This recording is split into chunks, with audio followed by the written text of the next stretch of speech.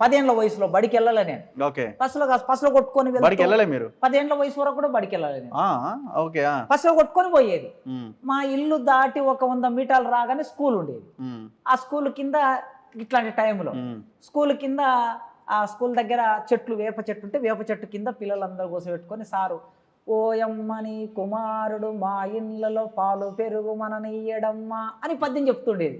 అరే ఇదేదో పాలు పెరుగు ఇల్లు అంటున్నాడే, ఇది బాగుందని చెప్పేసి కట్టే ఇట్లా పెట్టుకొని అట్లే వినేది. కొద్ది దూరం పసలు వెళ్ళిపోయిన తర్వాత మళ్ళీ పరిగెత్తేది. అంటే అట్లా మా జీవితాలకి దగ్గరగా ఉన్నటువంటి పదబంధాలు ఉన్నప్పుడు వెంటనే చెవు అటువైపు వేసేది. ఎందుకంటే పాట అంటే ఇష్టం లేని వాళ్ళు ఎవరు ఉంటారు? ఎవరైనా పాటకి చెవును ఆలకిస్తారు. అట్లా గద్దరు మా జీవితాల్లోకి ఆ సమయంలో ప్రవేశించాడు నేరుగా. ఎట్లా ప్రవేశించాడు? గూడ అంజన్న రాసినటువంటి పాట. ఒకానొక రోజుల్లో అయితే ఈ పాట గద్దరు పాట అనేవాళ్ళు.